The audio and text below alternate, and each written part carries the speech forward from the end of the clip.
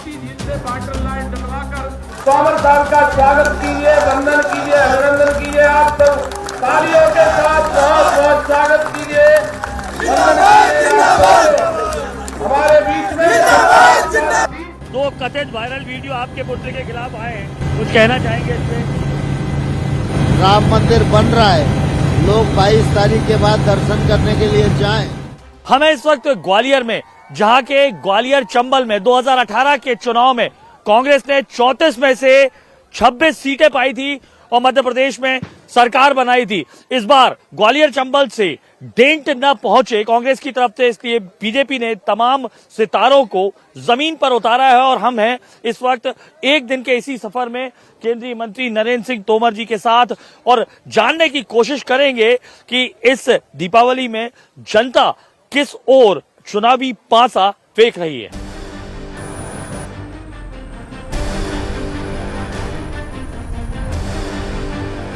प्रधानमंत्री नरेंद्र मोदी ने मध्य प्रदेश को जिताने की जिम्मेदारी मध्य प्रदेश के जिन कद्दावर नेताओं को दे रखी है, उनमें से एक है केंद्रीय मंत्री नरेंद्र सिंह तोमर, जिनके पास न केवल अपनी विधानसभा सीट जिससे वो प्रत्याशी है उसे जिताने की भी जिम्मेदारी है, बल्कि ग्वालियर चंबल संभाग के साथ पूरे मध्य प्रदेश की सीटें भी उन्हें जिताना है। बड़ी जिम्मेदारी है।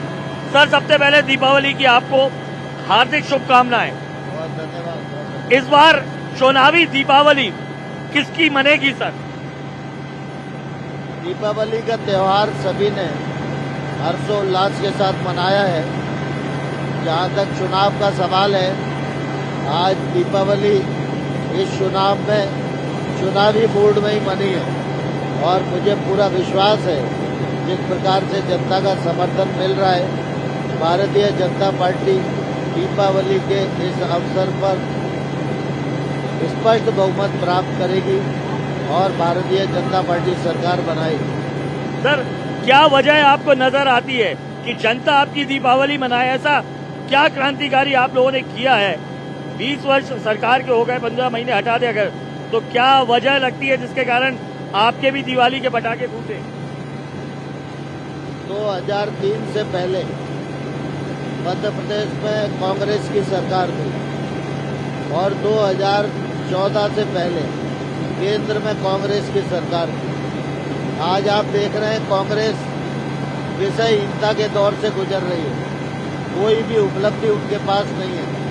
भारतीय जनता पार्टी ने, केंद्र सरकार ने 9 वर्षों में अभूतपूर्व परिवर्तन देश में किया है और राज्य सरकार के कामों को देखेंगे तो एक बड़ी फेहरिस्त है। अधोसंरचना विकास की भी, जन कल्याण की भी और उत्तरोत्तर मध्य प्रदेश प्रगति करे, मध्य प्रदेश का जीडीपी ठीक रहे, एग्रीकल्चर ग्रोथ ठीक रहे, सिंचाई निरंतर बढ़ती रहे, बिजली का उत्पादन निरंतर बढ़ता रहे, हर गांव को सड़क मिले, हर घर को बिजली मिले। इस सब पर भारतीय जनता पार्टी की सरकार ने काम किया है।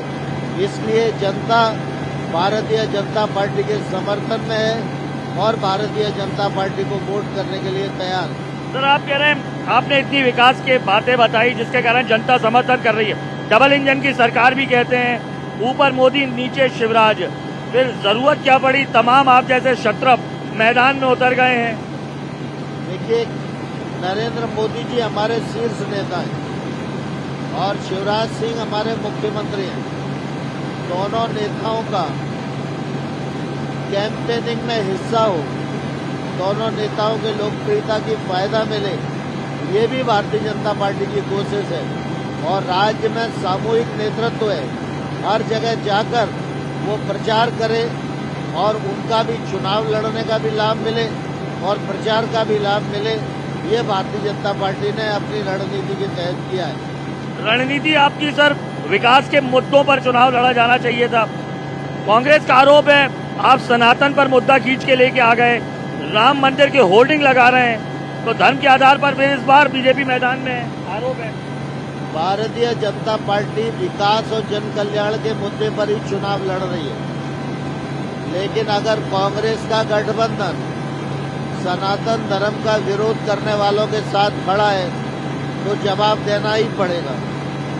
राम मंदिर का विषय भारतीय जनता पार्टी के लिए कभी भी वोट का विषय नहीं रहा। ये हमारे लिए आस्था का विषय है।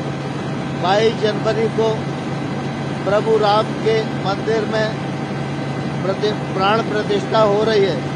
अगर उसका सूचना देना कोई अपराध है तो मैं समझ में नहीं आता कि कांग्रेस को क्यों दर्द हो रहा है। राम मंदिर बन रहा है, लोग 22 तारीख के बाद दर्शन करने के लिए जाएं। ये अगर पोस्टर कहीं लगा है तो कांग्रेस को क्यों आपत्ति है? कांग्रेस धर्म विरोधी है, जन विरोधी है और देश विरोधी मनोवृत्तियां जो हैं उनके पसोपेश में फंस गई है और इसलिए वो राम मंदिर का भी विरोध करते रहे, राम सेतु का भी विरोध करते रहे और आज राम के पोस्टर से भी उनको परहेज है।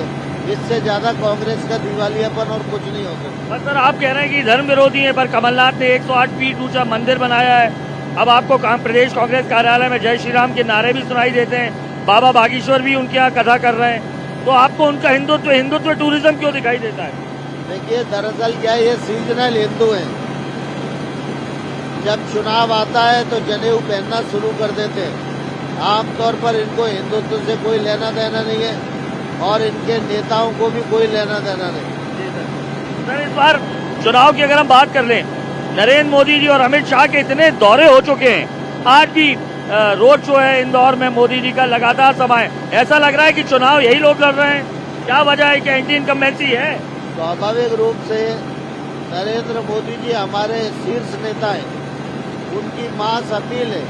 वो जब प्रचार करते हैं तो उसका लाभ पार्टी को होता है और पार्टी को लाभ हो इसलिए मोदी जी अमित शाह जी के साथ पूरा केंद्र और राज्य पूरा कैंपेन कर रहा है। सर पिछली बार ग्वालियर चंबल हमने देखा बेहद नुकसानदेह साबित हुआ, सरकार भी गई, 34 में से 26 सीटें उनके पास आई। क्या लगता है आपको ग्राउंड पर आपके ऊपर जिम्मेदारी भी है जिताने की? देखिए पिछले बार थोड़ी सी चूक हुई थी, उसके कारण हमको ग्वालियर चंबल रीजन में नुकसान हुआ था, लेकिन हमने उस परिस्थिति का संज्ञान लिया, उसको रिपेयर किया और इस बार चुनाव में वो चूक नहीं होगी और मुझे लगता है कि सर्वाधिक सीटें भारतीय जनता पार्टी ग्वालियर चंबल संभाग से जीतेगी और सरकार बनाने में ग्वालियर चंबल संभाग का योगदान होगा। सर केंद्रीय कृषि मंत्री के रूप में अगर देखें तो मध्य प्रदेश को आपने क्या दिया है जिसके चलते जो 60 से 80 लाख किसान हैं सोचे कि भारतीय जनता पार्टी ने कुछ किया है? क्या ऐसे आपने चीजें की है? भारतीय जनता पार्टी की केंद्र सरकार कृषि मंत्रालय सहित सभी मंत्रालयों में निर्धारित मानदंडों के अनुरूप राज्यों को मदद करती है, उसमें मध्य प्रदेश भी आता है। लेकिन मैं गर्व के साथ ये कह सकता हूँ, चाहे पीएम किसान सम्मान निधि योजना हो, चाहे एग्री इंफ्रा फंड के क्रियान्वयन का मामला हो, चाहे मध्य प्रदेश में एफपीओ बनाने का मामला हो, चाहे फसल बीमा के लाभ के वाले किसान हो, मध्य प्रदेश सब में अग्रणी भूमिका निभा रहा है और मध्य प्रदेश के लोगों को भी अधिक लाभ इन केंद्र की योजनाओं का मिल रहा है। सर एक व्यक्तिगत सवाल भी आ जाता है, हाल ही में 2 कथित वायरल वीडियो आपके पुत्र के खिलाफ आए हैं, कांग्रेस का आरोप है, कैसे देखेंगे आप? जवाब इस पे देना चाहेंगे? कुछ कहना चाहेंगे इस पे? आपको लगता है साजिश है ये? सर राहुल गांधी ये भी कह रहे हैं कि जो ईडी वगैरह है उनका प्रयोग उनके नेताओं के लिए जरूर होता है, बाकियों के लिए नहीं। कांग्रेस अगर ईडी और ईवीएम की बात करने लगे तो समझ लो पराजय का सामना कर रही है। भ्रष्टाचार की राजधानी को भी कह रहे हैं वो, एमपी भ्रष्टाचार की राजधानी है। नहीं, इसको सिर्फ हास्यास्पद ही कहा जा सकता है। उन्होंने आज एक चीज और कहा है कि आप लोग कहते हैं कि बच्चों को हिंदी पढ़ाओ लिखाओ सिखाओ, लेकिन आदिवासी बच्चों अपने बच्चों को खुद आप अंग्रेजी स्कूल में पढ़ाते हैं, आदिवासी बच्चों को नहीं पढ़ाते हैं, इंग्लिश नहीं पढ़ते रहते हैं। ये मध्य प्रदेश की सरकार आदिवासी परिवार के बच्चों को पब्लिक स्कूल में एडमिशन दिलाती है और उनकी फीस जमा करने का काम करती है। मध्य प्रदेश की सरकार उच्च शिक्षा में इंजीनियरिंग या मेडिकल में भी कोई बच्चा जाता है तो उसकी पूरी फीस जमा करने का काम करती है। मध्य प्रदेश की सरकार ने 4 स्थानों पर श्रमोदय विश्वविद्यालय बनाए हैं, जो एक तौर से आवासीय विद्यालय हैं। उनका सारा खर्च मध्य प्रदेश की सरकार उठाती है। कंपटीशन से एडमिशन होते हैं और अच्छी गुणवत्ता के जो बच्चे हैं वो सिर्फ मजदूर वर्ग के बच्चे ही उसमें दाखिला ले सकते हैं। सर वो कह रहे हैं कि जातिगत वो गणना कराएंगे अगर सरकार आएगी, क्या लग रहा है आपको? कांग्रेस तो देश को बांट कर ही देखना चाहती है।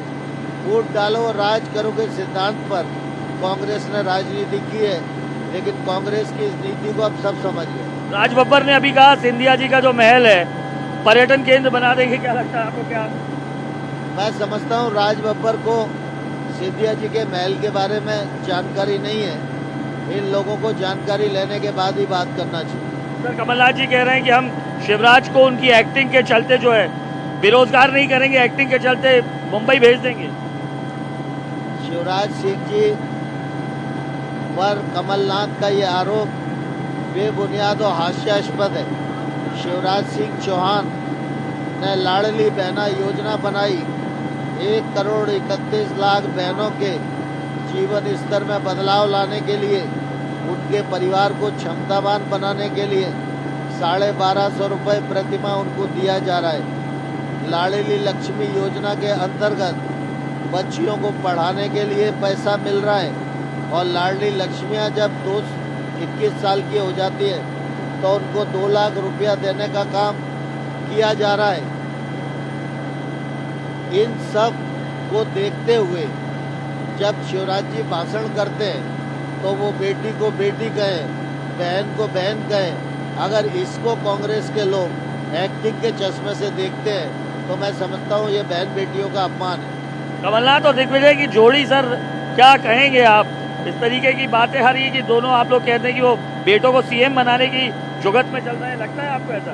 मैं समझता हूँ कांग्रेस भी अप्रासंगिक हो गई है और जोड़ी भी अप्रासंगिक हो गई और इस बार कांग्रेस परास्त होगी और भारतीय जनता पार्टी की सरकार बनेगी। एक आखिरी सवाल है सर, बीते इतने लंबे समय से मैं सुन रहा हूँ कि नरेंद्र सिंह तोमर प्रदेश के मुख्यमंत्री बन सकते हैं, बन रहे हैं, लगातार कयास लगाते जा रहे हैं। अगर इस बार बहुमत में आती है सरकार तो मैं क्या कहूँगा कि अनुराग अमिताभ भावी मुख्यमंत्री से बात कर रहा था।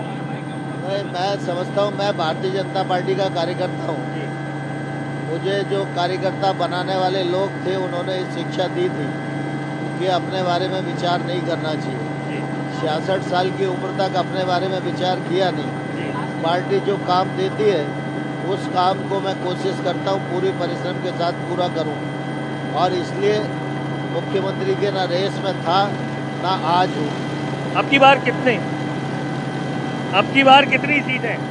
अब की बार स्पष्ट बहुमत की सरकार आएगी और लगभग 150 से अधिक सीटें प्राप्त करेगी।